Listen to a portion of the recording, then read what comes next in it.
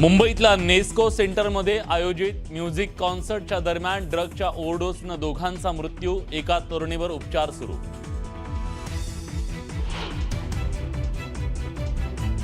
नेस्को तरुणांना ड्रग पुरवणाऱ्या आरोपीला कल्याणमधून अटक. 6 आरोपींना 2 दिवसांची पोलीस कोठडी.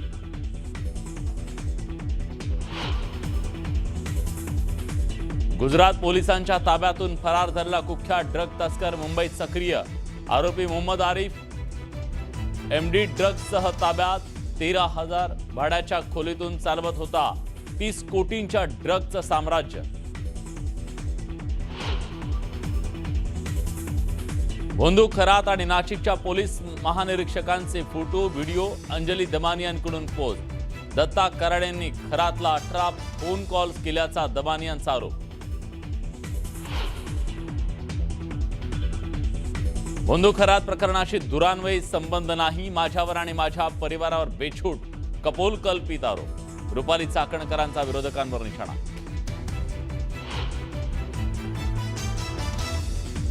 अशोक खरातचा एन्काउंटर होण्याची शक्यता, प्रणिती शिंदेंचा आरोप. सत्ताधाऱ्यांकडून शिंदेंवर टीकास्त्र. अमरावतीच्या परतवाडातील मुलींचं लैंगिक शोषण आणि व्हिडिओ व्हायरल केल्याचं प्रकरण. आरोपी मोहम्मद अयाज मोहम्मद तन्वीरला 7 दिवसांची पोलीस कोठडी. आरोपींच्या मोबाईलमध्ये अनेक अश्लील व्हिडिओ, सूत्रांची माहिती.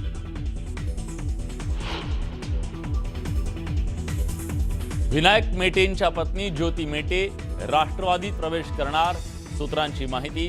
महिला आयोगाच्या अध्यक्षपदावर मेटेंची वर्णी लागण्याची शक्यता.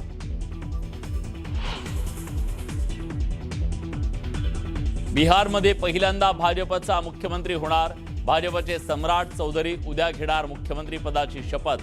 नितीश कुमारांचा बिहारच्या मुख्यमंत्री पदाचा राजीनामा.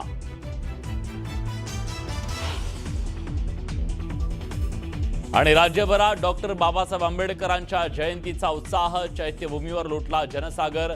ठिकठिकाणी मिरवणुका, पुष्पवृष्टीचं आयोजन.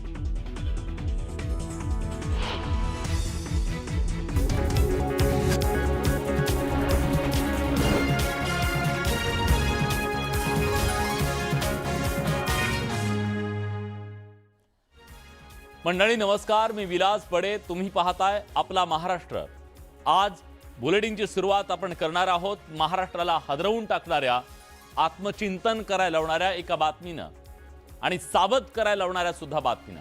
मुंबईतल्या एका कॉलेजमध्ये शिकणाऱ्या 2 तरुण, एक तरुण आणि एक तरुणी यांच्या ड्रगच्या अतिसेवनानं मृत्यू झाला. ही केवळ एक बातमी नाहीये, तो आपल्या समाजाच्या अंतःकरणाला हादरवणारा इशारा आहे. ही घटना आपल्याला सांगते की आपण एका अशा वळणावर उभे आहोत जिथं भविष्य घडवणारी तरुणाई, उद्याची पिढी एका विनाशाच्या उंबरठ्यावर पोहोचली आहे. बघा नेमकं घडलं काय. मुंबईला ड्रग्सचा विळखा.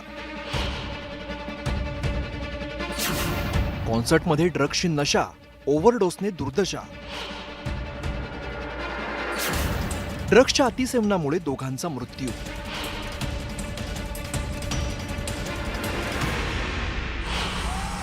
अकरा एप्रिलची रात्र, मुंबईतल्या गोरेगावमधील नेस्को सेंटर. 9x9 या म्युझिक कॉन्सर्टचं आयोजन. लाऊड म्युझिकच्या तालावरती 3 ते 4 हजार तरुण तरुणी बेधुंदपणे थिरकत होते. नेस्को सेंटरच्या हॉल 4 मध्ये या कॉन्सर्टचं आयोजन करण्यात आलेलं होतं. 4,500 तरुण तरुणींचा यात सहभाग होता. मुंबईतील नामांकित कॉलेजच्या 25 विद्यार्थ्यांची हजेरी लावली होती. कॉन्सर्टमध्ये तरुण तरुणींकडून दारू, ड्रग्सचं सेवन करण्यात आलं. कॉन्सर्ट संपल्यानंतर काही तरुण तरुणी बेशुद्ध पडले. बेशुद्ध तरुण तरुणींना रुग्णालयात नेण्यात आलं. रुग्णालयात उपचारापूर्वीच तरुण तरुणीचा मृत्यू झाला, तर एका तरुणीवरती उपचार सुरू आहे. टेक्नो 9x9 वेअरहाऊस एडिशन हा प्रोग्रामचं आयोजन करण्यात आलेलं होतं. सदर प्रोग्राम हा नेस्को लिमिटेड आणि इन्स्पायरिंग टाय कंपनी यांनी आयोजित केलेला होता. सदर कार्यक्रमाच्या दरम्यान 3 मुलांना अस्वस्थ वाटत असल्यामुळे त्यांना हॉस्पिटलला ॲडमिट करण्यात आलेलं होतं. त्यापैकी 2 जे मुलं आहेत त्यांची डेथ झालेली आहे आणि एक जे आहे ते ॲडमिट आहेत. त्या ॲडमिट आहेत, त्यांची तब्येत स्टेबल आहे. कॉन्सर्ट दरम्यान ड्रग्ज सप्लायर्सकडून पिवळ्या गोळ्यांचं वाटप करण्यात आल्याची माहिती समोर आली आहे. या पिवळ्या गोळ्या या MDMA ड्रग्ज असण्याची शक्यता वर्तवली जाते. MDMA हा सिंथेटिक अंमली पदार्थ आहे.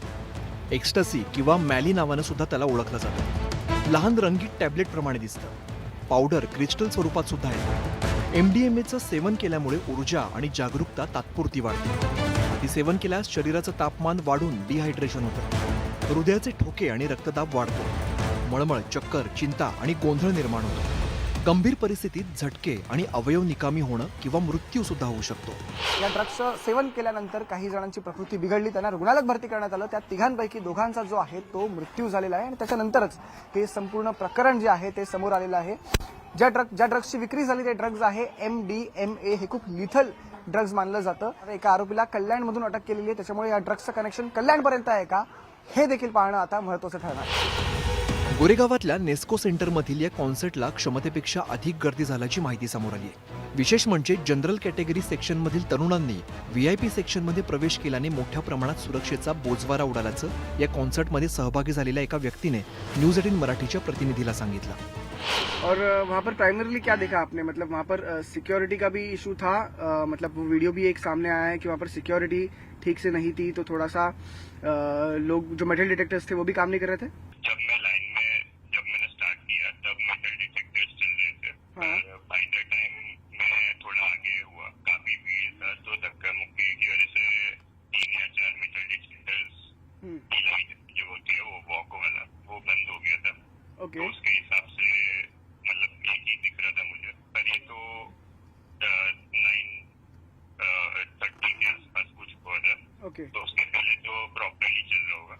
और सिक्योरिटी मतलब बेसिक जो हर इवेंट में होता है, मैं काफी कॉन्सर्ट जाता हूँ तो हर इवेंट में मतलब जो जनरल होती है, मतलब कि क्राउड एकदम काफी ज्यादा आ जाता है, तभी थोड़ा क्योटिक होता है.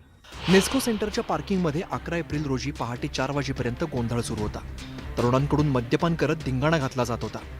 सर्व नियम धाब्यावरती बसवून तरुणांचा धाकडधिंगा सुरू होता. दरम्यान नेस्को सेंटरमधल्या या कॉन्सर्टमधील ड्रग्ज प्रकरणावरून अनेक सवाल उपस्थित केले जातात. मला असं वाटतं याची तातडीने एक इन्क्वायरी झाली पाहिजे. मुंबईचे कमिशनर यांनी याची इन्क्वायरी देऊन महाराष्ट्राला आणि मुंबईला सांगितलं पाहिजे की काय नक्की तिथे घडलं, आणि हे जर पोलिसांच्या डोळ्यासमोर हे होत असेल तर हे अतिशय चिंताजनक आहे. याचा मी जाहीर निषेध करते आणि तातडीने गृह मंत्रालयाने याच्यावर ॲक्शन घेतली पाहिजे. सगळ्याच गोष्टीला पण गृह मंत्रालयाला बोलायचं. मला वाटतं आता ड्रग्स वगैरे एवढं रुटीन झालेलं आहे की आता कोणी सापडायचं आणि कसं सापडायचा हा प्रश्न झालेला आहे. मेडिकलच्या बंद झाल्यात, कित्येक कंपन्या ड्रग्ज बनवतात, अशा प्रकारची परिस्थिती आहे. परंतु अशा ड्रग्ज विक्रेते किंवा घेणारे यांच्यावर कोणत्याही प्रकारे कायद्याचा धाक राहिलेला नाही, हे सत्य आपण स्वीकारलं पाहिजे. आमचं सरकार हे संवेदनशीलपणे प्रत्येक घटनेला पकडत आहे. अशा व्यवसाय करणारे जे या ठिकाणी लोक आहेत, कोकीन ड्रग्स वगैरे, मोठ्या कारवाया सुरू झालेल्या आहेत.